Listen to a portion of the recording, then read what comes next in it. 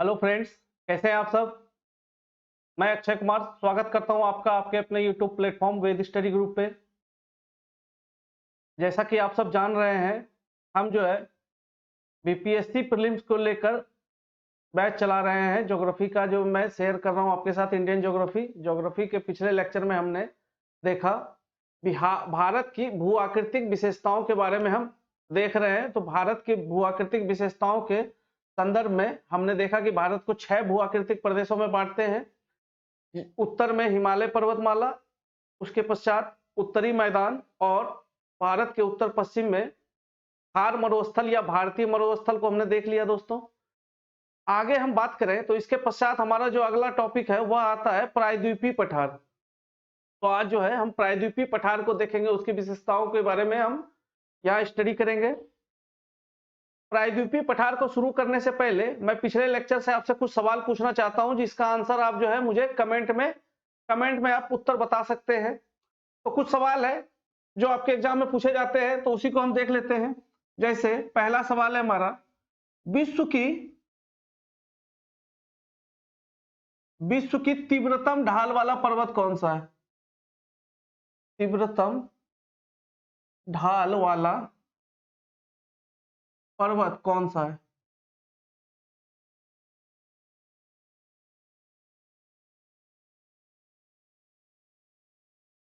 और हम बात करें तो सिक्किम और लहासा को जोड़ने वाला जो दर्रा था उसका नाम बताएं आप। सिक्किम को लहासा से जोड़ने वाली, तिब्बत की राजधानी लहासा से जोड़ने वाली, लहासा को जोड़ने वाली दर्रे का नाम बताएं आप। जोड़ने वाला दर्रा या पास कौन सा है।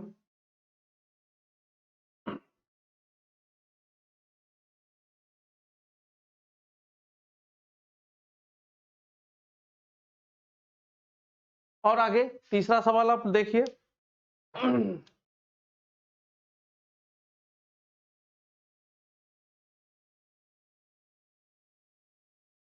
भारत में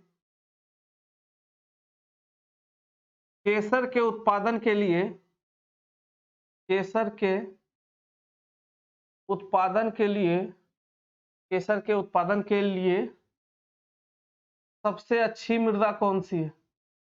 सबसे अच्छी मृदा कौन सी है।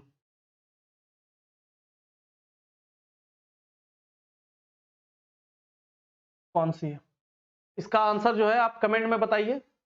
और कुछ सवाल देख लीजिए आप।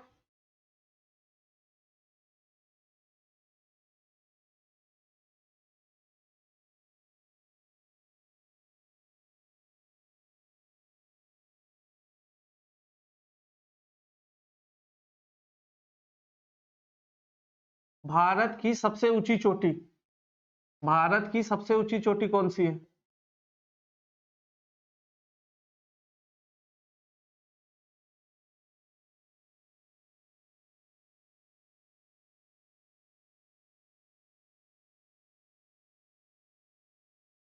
और देख लीजिए।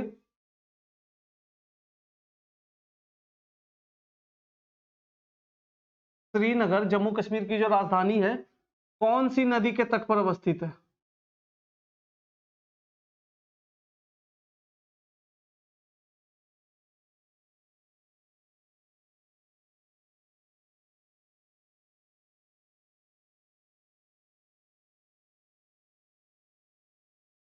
ये 5 सवाल हमने बताया आपको।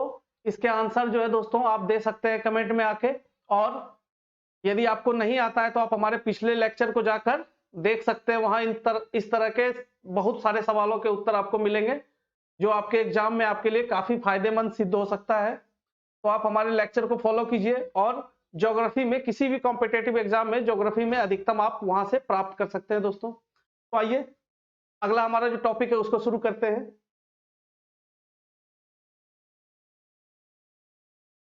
आज का हमारा टॉपिक क्या है, प्रायद्वीपीय पठार।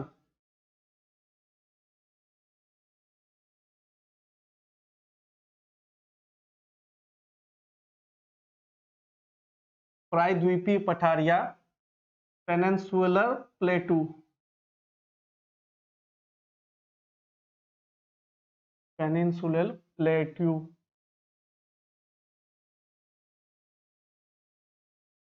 यह हमारा टॉपिक है। पिछले सेशन में हमने देखा उत्तर में है हमारा सबसे पहले उत्तर और उत्तर पूर्व की पर्वतमाला, उत्तर और उत्तर पूर्व की पर्वतमाला हिमालय। उसके बाद की संरचना थी हमारा उत्तर का विशाल मैदान। इसके पश्चिम में हमने देखा था थार का मरुस्थल, थार मरुस्थल। और इसके बाद जो है हमारा दोस्तों, इसके बाद जो हमारा है क्या है, प्रायद्वीपीय पठार, जो हम भारत का भू आकृतिक विभाजन करते हैं। तो इन तीनों को हमने पिछले लेक्चर में देख लिया। इसके पश्चात हमारा आता है यह क्षेत्र प्रायद्वीपीय पठार के अंतर्गत, प्रायद्वीपीय पठार।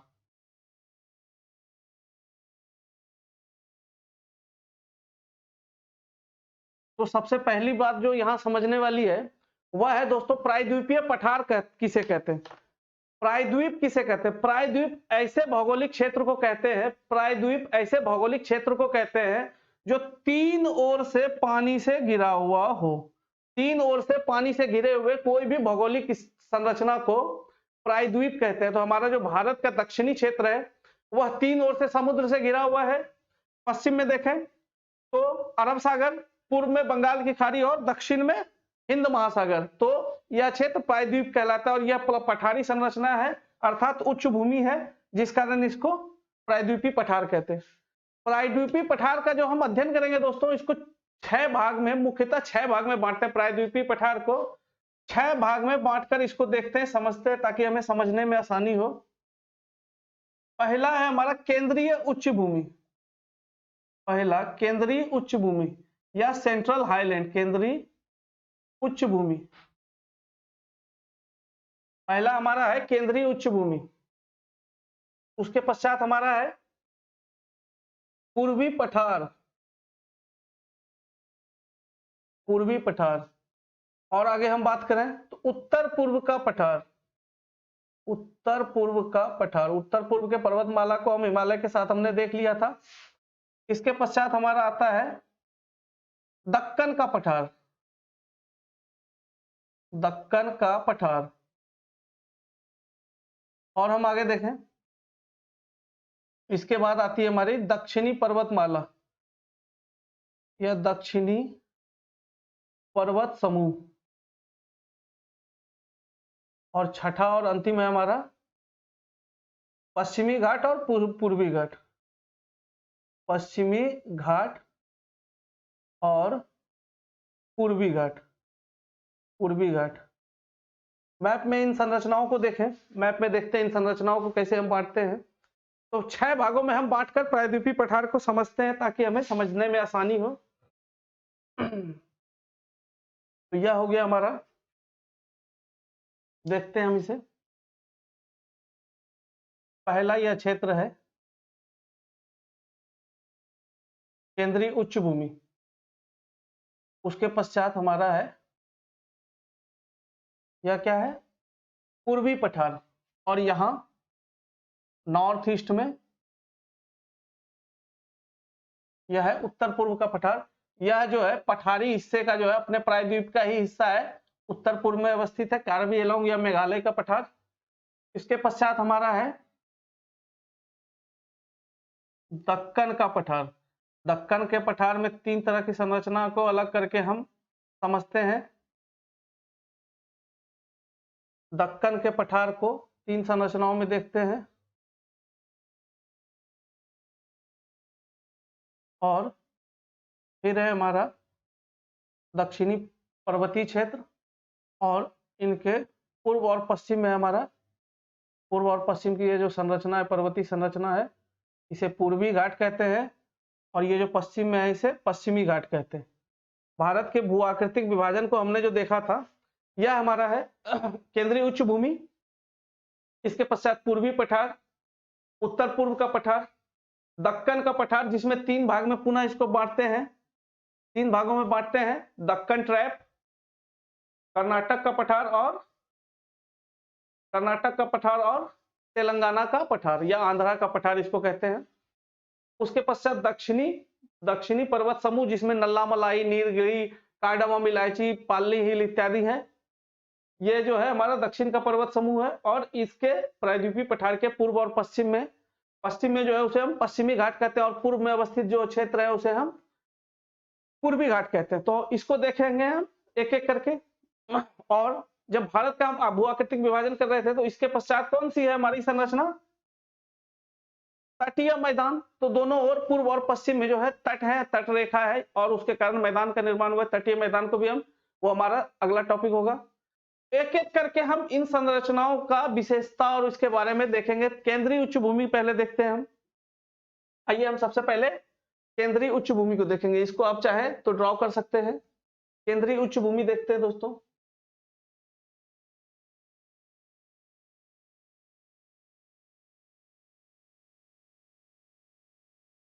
पहला हमारा है केंद्रीय उच्च भूमि या सेंट्रल हाईलैंड।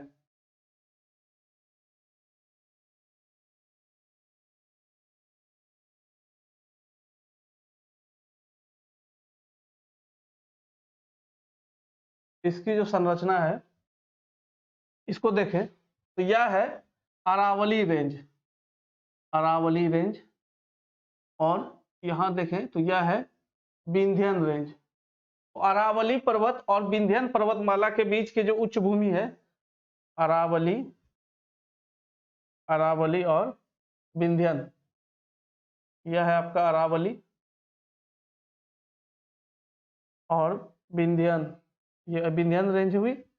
इसके बीच के पठारी भाग को हम सेंट्रल हाईलैंड या केंद्रीय उच्च भूमि कहते हैं। सबसे पहले हम देखें अरावली का, अरावली रेंज है यह,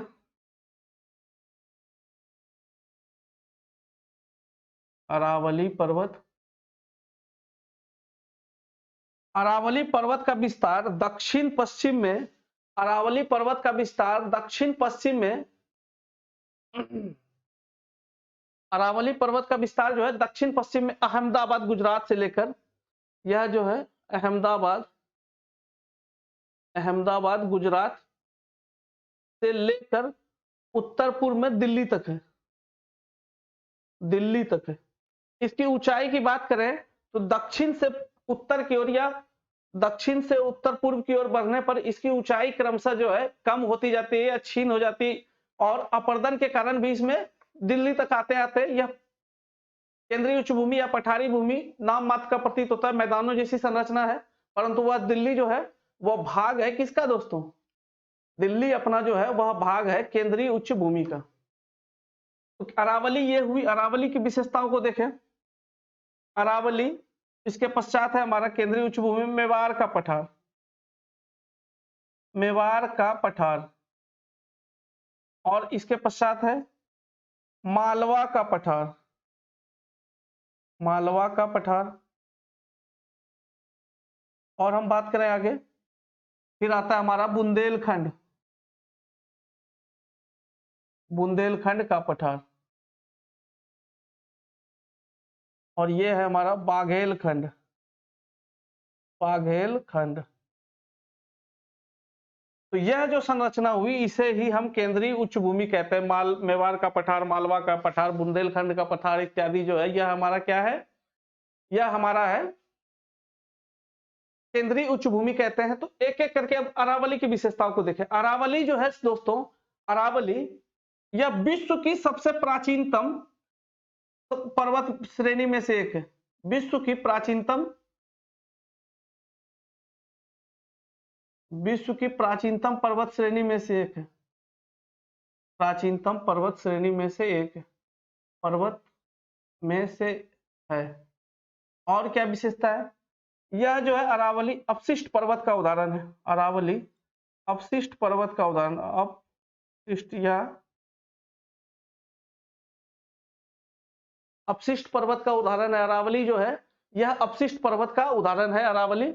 और हम बात करें, और हम बात करें अरावली की और क्या विशेषता है, तो यहाँ की एक पर्वत श्रृंखला है गुरु शिखर। गुरु शिखर क्या है? गुरु शिखर। इसे हम एक एक करके ड्रॉ करते हैं, तब समझ में ज्यादा आसानी से आएगी। यहां तक आपने देख लिया। अरावली को हम ड्रॉ करते हैं पहले। यह हमारा हुआ अरावली रेंज, दिल्ली और अहमदाबाद, दिल्ली और अहमदाबाद। यहां पर जो है एक पर्वत श्रृंखला है जिसका नाम है माउंट आबू, माउंट आबू या आबू पर्वत, माउंट आबू। इसकी चोटी है गुरु शिखर, सर्वोच्च चोटी है माउंट आबू की गुरु शिखर। और क्या बात है गुरु माउंट आबू में, तो एक जैनों का, जैन धर्म को मानने वालों के एक प्रसिद्ध मंदिर है दिलवारा का जैन मंदिर, दिलवारा का जैन मंदिर, दिलवारा का जैन मंदिर। यह जो है आबू पर्वत पर ही अवस्थित है। और क्या विशेषता है अरावली की, विश्व की प्राचीनतम अपशिष्ट पर्वत श्रेणी के अलावा यहां से एक नदी निकलती है, लूनी नदी। लूनी नदी का उद्गम जो है इससे माना जाता है। और अरावली जो है, अरावली थार मरुस्थल को या भारतीय मरुस्थल को किससे अलग करती है, अरावली जो है थार मरुस्थल को प्रायद्वीपीय पठार से अलग करती है, केंद्रीय उच्च भूमि को थार मरुस्थल से अलग करने वाली संरचना जो है अरावली है।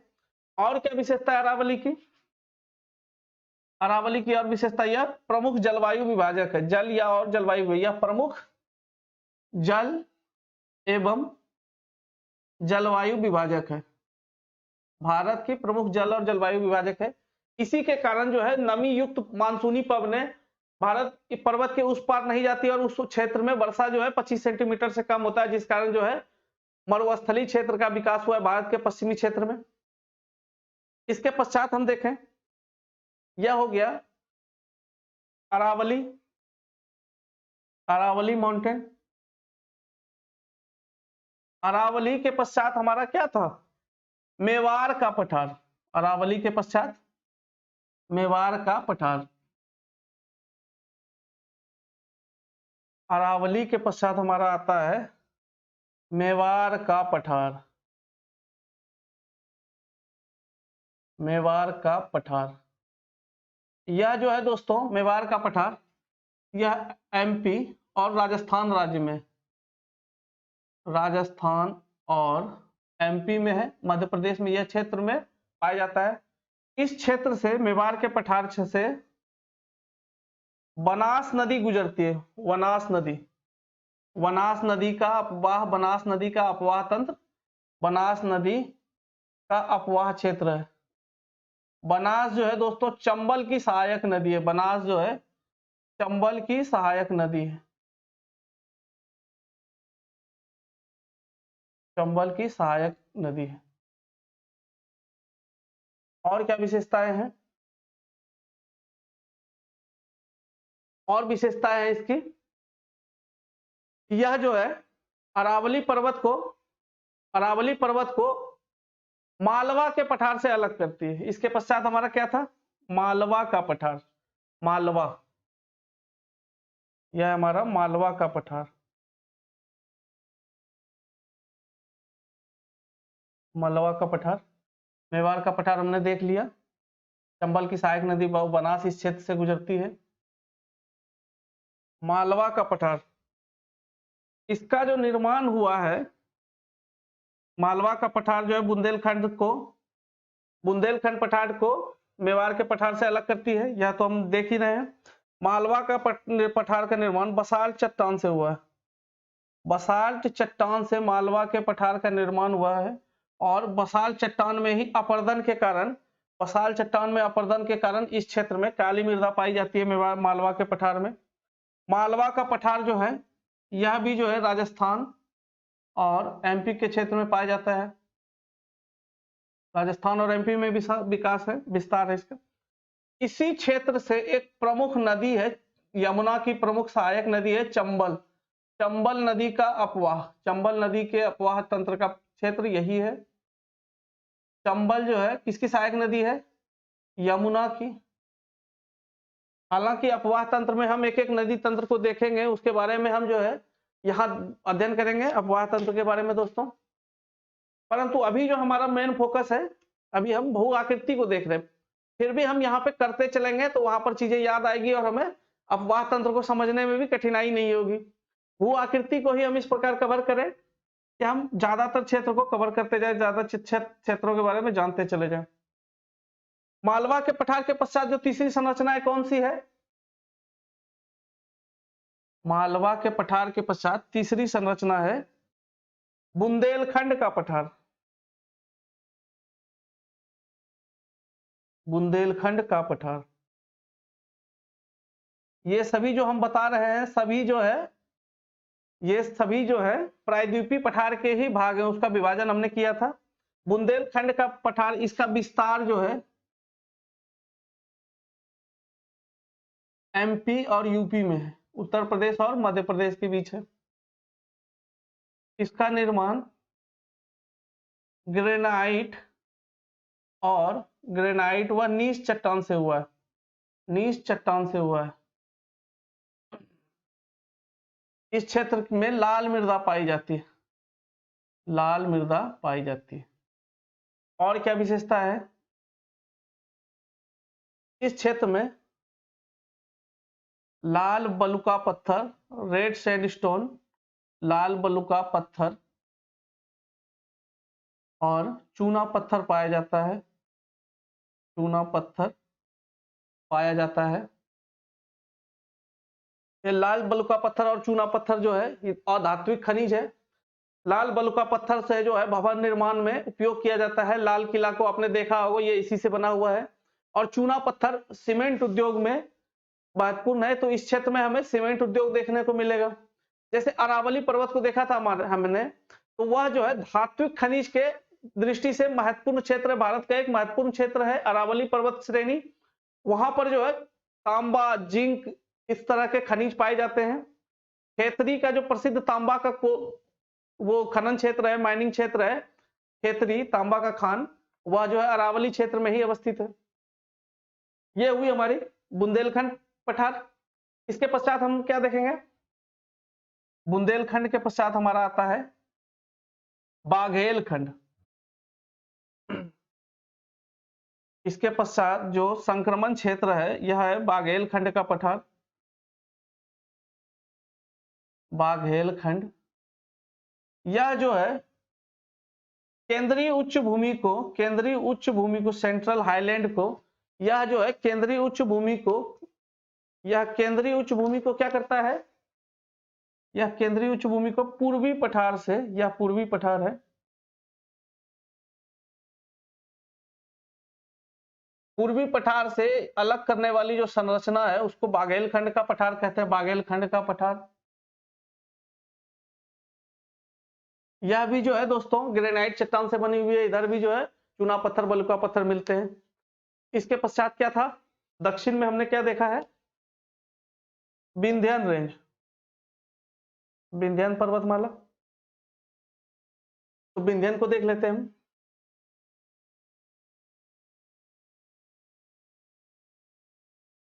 विंध्यन रेंज,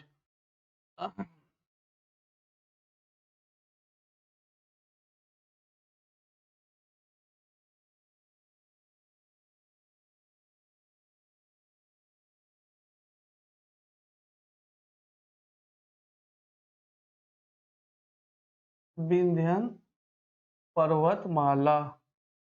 यह जो है दोस्तों पश्चिम में जोबत, जोबत नाम का एक जगह है गुजरात में,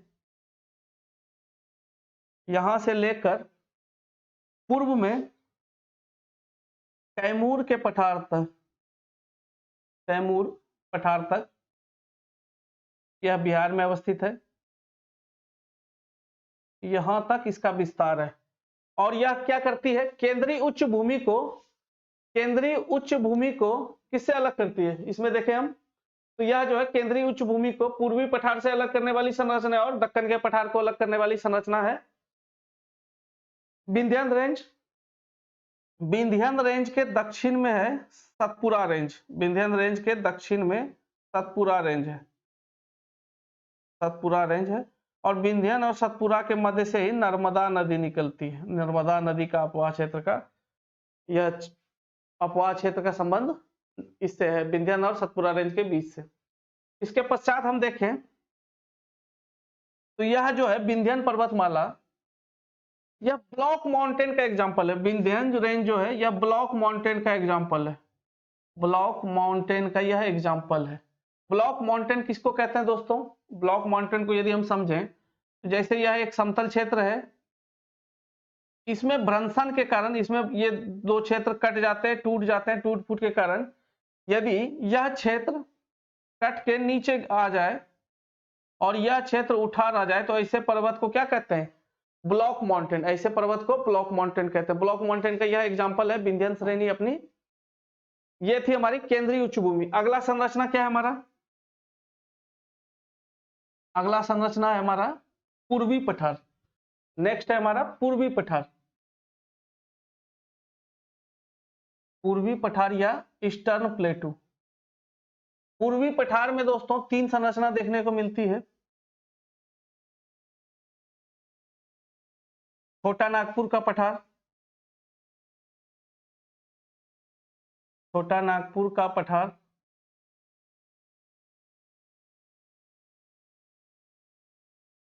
छत्तीसगढ़ बेसिन, छत्तीसगढ़ बेसिन और दंडकारण्य का पठार।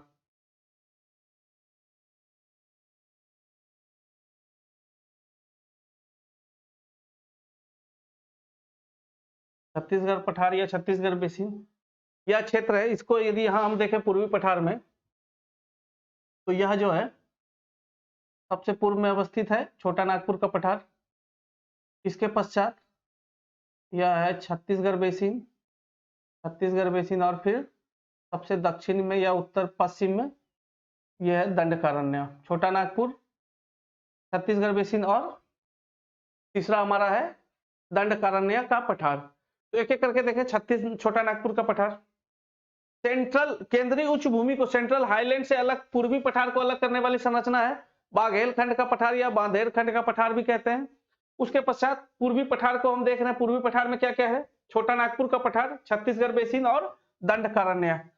छोटा नागपुर का पठार सबसे पूर्व में अवस्थित है। इसको हम देखें तो पुनः इसको तीन उपवर्गों में बांटते हैं, तीन क्षेत्रों में। सबसे पहले हमारा रांची का पठार, रांची का पठार। उसके बाद हजारीबाग का पठार, हजारीबाग का पठार और राजमहल, राजमहल हिल। ये तीन संरचना हमें छोटा नागपुर के पठार के क्षेत्र में देखने को मिलती है। छोटा नागपुर के पठार के क्षेत्र में देखने को मिलती है। तो अब हम आइए देखें छोटा नागपुर को। पहले छोटा नागपुर को अब हम देखेंगे आगे और क्या क्या संरचना, इसमें क्या क्या विशेषताएं छोटा नागपुर के पठार की।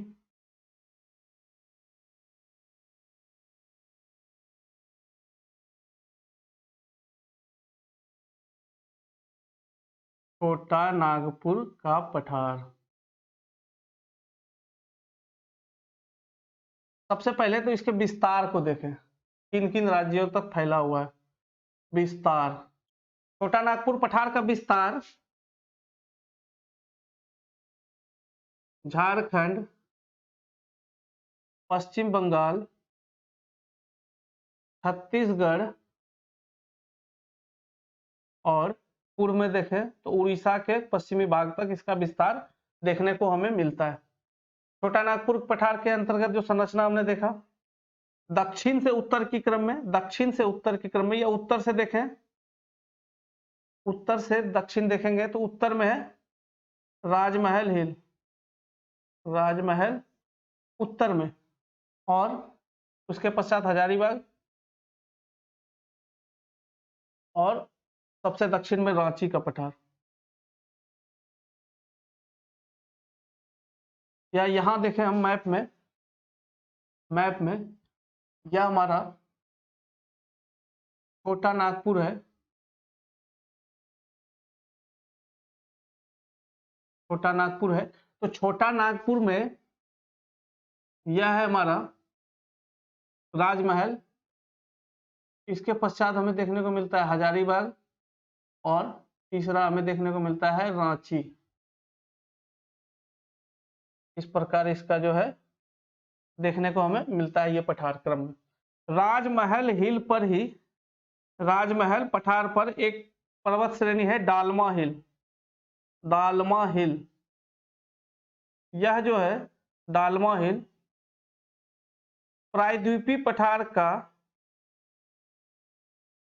प्रायद्वीपीय पठार का एकमात्र, प्रायद्वीपीय पठार की यह एकमात्र जो है ज्वालामुखी पर्वत है, वॉल्केनिक माउंटेन है, ज्वालामुखी पर्वत है, ज्वालामुखी पर्वत है, एकमात्र ज्वालामुखी पर्वत है राजमहल हिल। राजमहल का विस्तार जो है दोस्तों झारखंड के पूर्वी क्षेत्र और पश्चिम बंगाल के कुछ क्षेत्रों तक राजमहल का यह विस्तार देखने को मिलता है। उसके पश्चात हजारीबाग, हजारीबाग को देखें, हजारीबाग पठार, रांची के पठार को इससे राजमहल से अलग करने वाली संरचना है हजारीबाग पठार। हजारीबाग पठार पर पारसनाथ, पारसनाथ नामक एक चोटी है, पारसनाथ चोटी है जो छोटा नागपुर पठार की सबसे ऊंची ऊंची पर्वत चोटी है, छोटा नागपुर की सबसे ऊंची चोटी पारसनाथ। उसके पश्चात रांची के पठार की बात करें, पारसनाथ को देख लिया, इसके पश्चात हम रांची के पठार की बात करें तो हजारीबाग और रांची के पठार के बीच से दामोदर नदी, दामोदर नदी इस क्षेत्र से होकर प्रवाहित होती है। दामोदर नदी का अपवाह इस क्षेत्र से होता है, अर्थात दामोदर नदी ड्रेनेज सिस्टम का प्रभाव हजारीबाग और रांची से होता है दोस्तों, हजारीबाग और रांची से इसका प्रभाव होता है। और हम देखें आगे बात करें इसके बाद तो और क्या चीजें हमें देखने को मिलती है। दामोदर नदी घाटी जो है यह कोयला भंडार की दृष्टि से भारत का सबसे समृद्ध क्षेत्र है, कोयला भंडार की दृष्टि से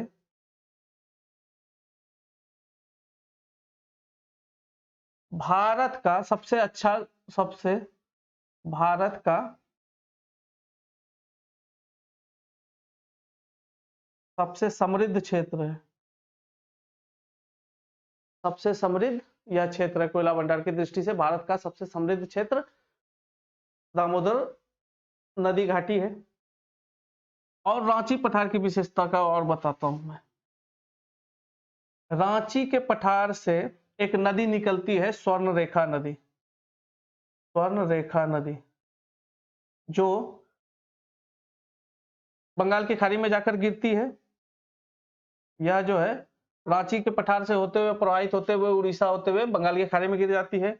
और क्या है स्वर्ण रेखा नदी, इस पर एक जल प्रपात है, हुंडरू जल प्रपात, हुंडरू वाटरफॉल, हुंडरू जल प्रपात। यह स्वर्ण रेखा नदी पर, यह स्वर्ण रेखा नदी पर प्रवाहित होती है, अपवाहित होती है। जल स्वर्ण रेखा नदी पर है जलप्रपात हुंडरू। और रांची के पठार की बात करें तो इस क्षेत्र में, इस क्षेत्र में कोयला तो मिल ही रहा है, और क्या है खनिज संसाधनों की दृष्टि से यह क्षेत्र जो है छोटा नागपुर का क्षेत्र खनिज संसाधनों की दृष्टि से अत्यंत ही समृद्ध क्षेत्र है भारत का। इसीलिए यहां पर लौह अयस्क मिलते हैं, लौह अयस्क भी काफी मात्रा में मिलते हैं, जिस कारण जो है जमशेदपुर और उसके आसपास के क्षेत्र में भारी लौह उद्योग की स्थापना की गई थी, भारी लौह और इंजीनियरिंग उद्योग की स्थापना की गई थी। अन्य खनिज पदार्थ भी जो है धात्विक खनिज पदार्थ काफी मात्रा में पाए जाते हैं छोटा नागपुर पर। इसी कारण छोटा नागपुर के पठार को भारत का, इसे भारत का रूढ़ प्रदेश कहते हैं, भारत का रूढ़ प्रदेश कहते हैं, रूढ़ प्रदेश। अर्थात यहां खनिज संसाधन काफी मात्रा में पाए जाते हैं, कोयला, धात्विक खनिज, धात्विक खनिज, धात्विक खनिज। और इस क्षेत्र से यूरेनियम भी मिला है, यूरेनियम भी इस क्षेत्र से प्राप्त हो गया हमें। कौन से क्षेत्र से? आप आंसर बताइए कमेंट में, कौन से क्षेत्र से इसे मिला है। झारखंड में एक कोयला का प्रसिद्ध क्षेत्र है जहां से हमें मिला है, उसका कई बार एग्जाम में पूछा गया है। यूरेनियम भी मिला है, अवरक मिलते हैं। तो ये छोटा नागपुर का पठार हो गया। छोटा नागपुर के पश्चात अगला है हमारा पूर्वी पठार में, छोटा नागपुर के पश्चात था हमारा छत्तीसगढ़ बेसिन। छत्तीसगढ़ बेसिन या छत्तीसगढ़ का पठार। छत्तीसगढ़ बेसिन यह जो है छत्तीसगढ़ और उड़ीसा राज्य में है। और इसकी क्या विशेषता है? यह जो है छोटा नागपुर को दंडकारण्य पठार से अलग करती है। इस क्षेत्र में, छत्तीसगढ़ बेसिन में, चावल की खेती के लिए प्रसिद्ध है। चावल की खेती के लिए प्रसिद्ध है। इसीलिए छत्तीसगढ़ को क्या कहते हैं हम?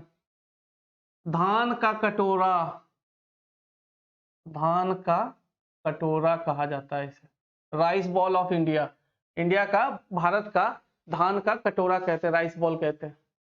छत्तीसगढ़ बेसिन के पश्चात, छत्तीसगढ़ बेसिन से महानदी गुजरती है। महानदी के अपवाह तंत्र का संबंध है इससे।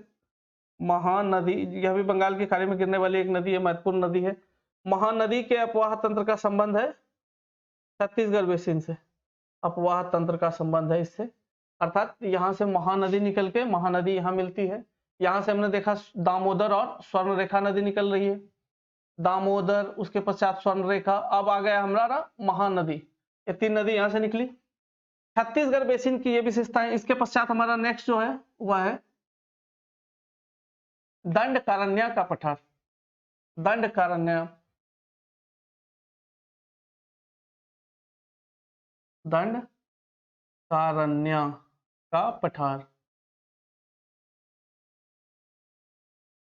दंडकारण्य के पठार को देखें हम तो सबसे पहले तो विस्तार, इसका विस्तार महाराष्ट्र तक है, यहां तक है, महाराष्ट्र तक इसका विस्तार है। तो इसका महाराष्ट्र, छत्तीसगढ़,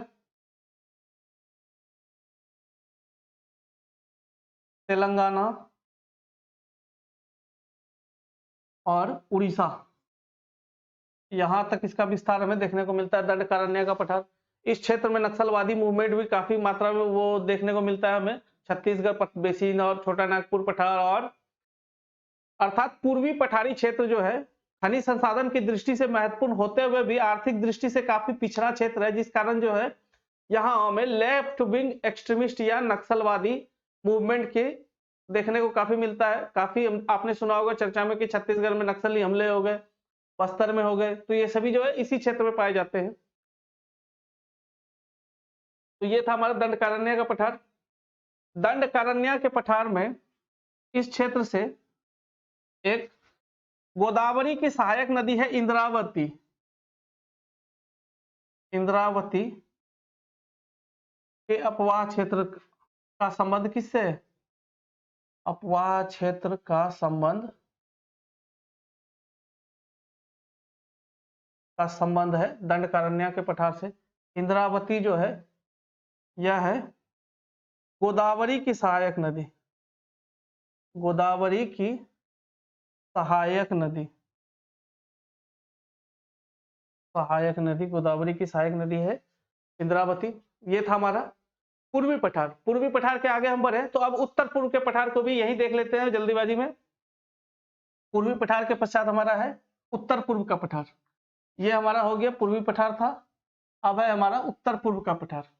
तो उत्तर पूर्व के पठार की बात करें तो सबसे पहले तो यही समझनी है कि यह उत्तर पूर्व में जो अवस्थित पठार है, उत्तर पूर्वी पठार, तो क्या यह प्रायद्वीपीय पठार का भाग है? निसंदेह यह प्रायद्वीपीय पठार का भाग है। यह जो है छोटा नागपुर का पठार या पूर्वी भाग जो है, पठारी भाग का, प्रायद्वीपीय पठार का जो पूर्वी भाग है, इसी का एक भाग टूटकर उत्तर पूर्व की ओर अवस्थित हो गई और इस बीच में एक गैप का निर्माण हुआ जिसमें ब्रह्मपुत्र और उसकी सहायक नदी गंगा ब्रह्मपुत्र के द्वारा इस क्षेत्र में अवसाद का निर्माण हुआ और मैदान का निर्माण हुआ।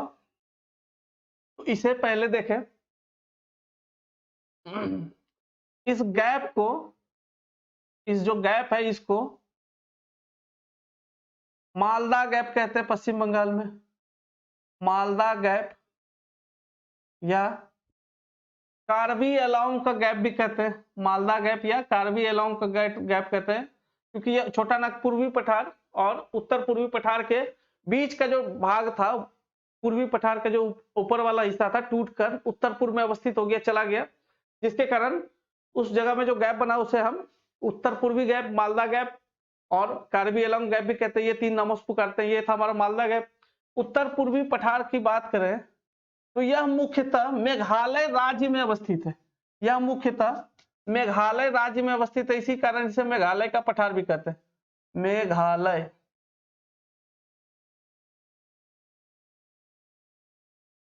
इसे मेघालय का भी पठार कहते हैं। और क्या है,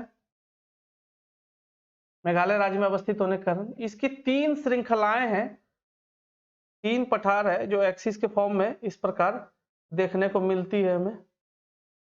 इस प्रकार तीन क्रमशः पठार हैं एक्सिस के रूप में हमें देखने को मिलता है नॉर्थ ईस्ट में, मेघालय राज्य में, जिसे हम गारो, खासी और जयंतिया के नाम से जानते हैं। और इसे क्या नाम जानते हैं उत्तर पूर्वी पठार को? कार्बी एलॉन्ग के पठार से भी जानते हैं। कार्बी एलॉन्ग का पठार, कई बार एग्जाम में पूछा गया कार्बी एलॉन्ग का पठार कहाँ है? मेघालय, मेघालय राज्य में कार्बी एलॉन्ग का पठार है, या उत्तर पूर्वी पठार को ही हम कार्बी एलॉन्ग पठार कहते हैं। इसमें देखें तो खासी, गारो, गारो, खासी, गारो, खासी और जयंतिया, जयंतिया, ये तीन पर्वतमाला है या पठारी क्षेत्र है। ऐसे है गारो, खासी और जयंतिया, तो हमने जोड़ दिया। तो गारो रेंज जो है, गारो रेंज, इसकी एक चोटी है, गारो रेंज की एक चोटी है माउंट नॉकरेक, माउंट नॉकरेक, यह सबसे ऊंची चोटी है, सबसे ऊंची चोटी है गारो रेंज की माउंट नॉकरेक। यहीं पर एक इंडिया का प्रसिद्ध बायोस्फीयर रिजर्व है, नॉकरेक बायोस्फीयर रिजर्व, बायोस्फीयर रिजर्व,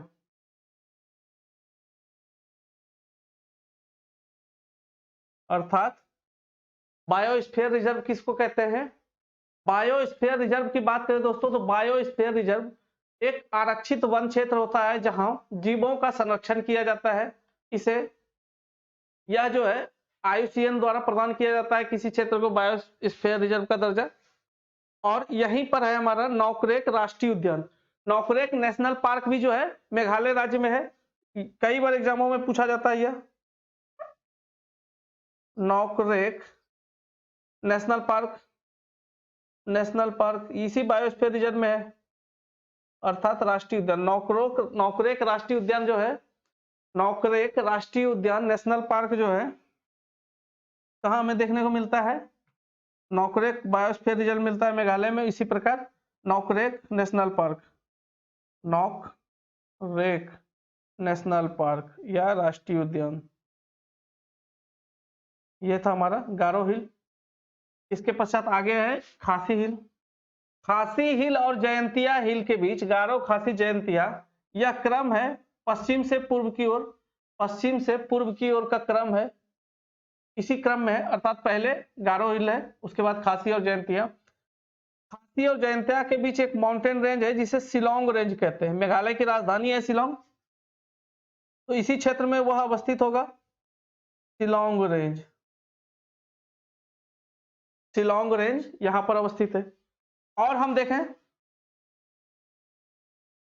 तो खासी हिल पर, खासी हिल पर एक स्थान है मासेनराम, यह चेरापूंजी के समीप है, चेरापूंजी के समीप है।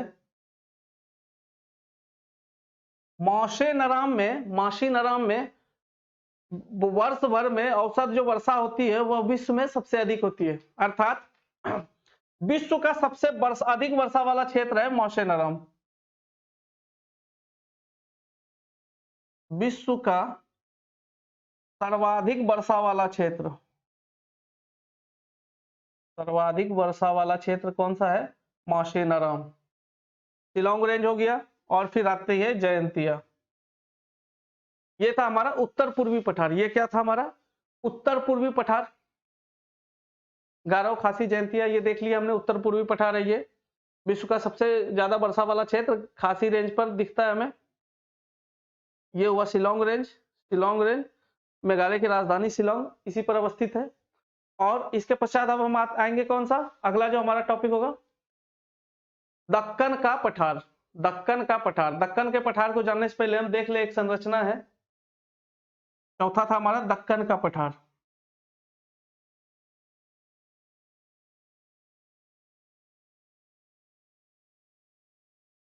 ये था अपना अरावली, विंध्यन श्रृंखला, विंध्यन। इसके दक्षिण में दिखता है हमें एक पर्वत श्रृंखला सतपुरा, यह था विंध्यन। इसके दक्षिण में यह है सतपुरा का पठार। विंध्यन ब्लॉक माउंटेन का उदाहरण है। तो सतपुरा से यहां से नर्मदा नदी प्रवाहित होती है, नर्मदा। और इसके दक्षिण में, सतपुरा के दक्षिण में हमारा आ जाता है दक्कन ट्रैप या दक्कन का पठार। यह हमारा आ जाता है दक्कन का पठार, दक्कन का पठार। तो दक्कन के पठार और सतपुरा रेंज के बीच से तापी नदी का प्रवाह होता है, तापी नदी का प्रवाह होता है। सतपुरा रेंज से तापी नदी का प्रवाह होता है। सतपुरा रेंज को देखें तो यह भी गुजरात से लेकर, गुजरात, एमपी और छत्तीसगढ़, 3 राज्यों में इसका विस्तार है। छत्तीसगढ़, 3 राज्यों में इसका विस्तार देखने को मिलता है।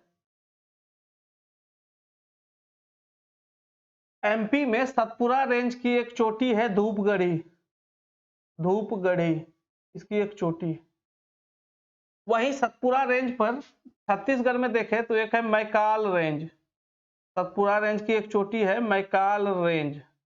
सतपुरा रेंज का एक भाग है मैकाल रेंज जो छत्तीसगढ़ राज्य में अवस्थित है।